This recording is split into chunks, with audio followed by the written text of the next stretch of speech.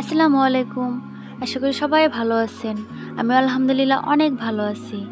আমি আজকে তৈরি করে দেখাবো ময়দা আর ইস্ট দিয়ে আরও নতুন একটা রেসিপি। চলুন তাহলে দেরি না করে দেখে নেওয়া যাক আমার আজকের রেসিপিটি। আমি যে রেসিপিটি তৈরি করব সেই রেসিপিটি তৈরি করার জন্য একটি পাত্রে আমি নিয়ে নিচ্ছি পরিমাণ মতো চিনি। আপনারা যে যেরকম মিষ্টি খেতে পছন্দ করেন সেই রকম পরিমাণ চিনি এখানে অ্যাড করে দিবেন। আর দিয়ে দিলাম হাফ কাপ পরিমাণ পানি। দিয়ে দিচ্ছি হাফ চামচ পরিমাণ ইস্ট। এখন আমি দিয়ে দিচ্ছি অল্প পরিমাণ বেকিং পাউডার আর স্বাদমতো লবণ। এই উপকরণগুলো পানির সাথে ভালোভাবে মিক্স করে নিতে হবে। ইস্টগুলো পানির সাথে ভালোভাবে মিক্স হওয়ার পর আমি এখন এর মধ্যে দিয়ে দিব অল্প অল্প করে ময়দা। এগুলো এখন পানির সাথে ভালোভাবে মিক্স করে নিতে হবে।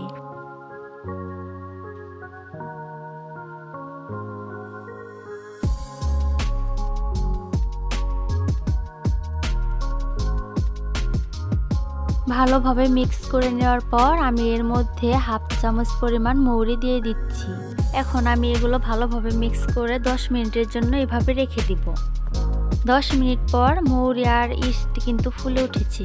এখন আমি এই ব্যাটারটি আরও একবার ভালোভাবে মিক্স করে নিচ্ছি। চুলায় একটি কড়াইয়ে সয়াবিন তেল দিয়ে হালকা গরম হওয়ার পর আমি এর মধ্যে ব্যাটারগুলো অল্প অল্প করে দিয়ে দিলাম।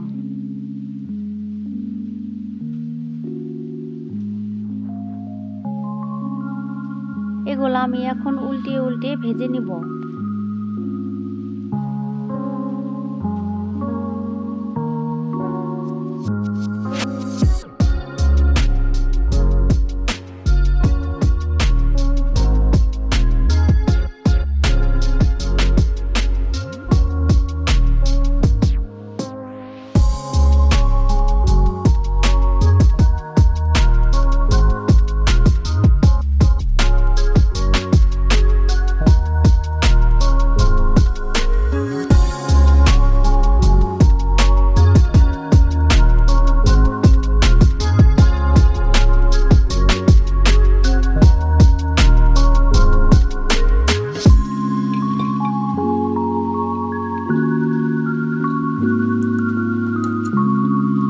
এভাবে আমি সবগুলোই কিন্তু ভেজে নিলাম।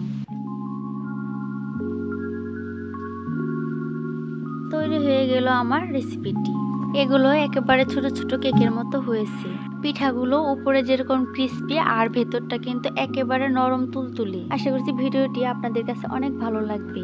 আর ভিডিওটি দেখে বাসায় আপনারা ওইভাবে তৈরি করে খেয়ে দেখতে পারেন কতটা মজার এই পিঠাগুলো। সবাই ভালো থাকবেন, সুস্থ থাকবেন। আল্লাহ হাফেজ।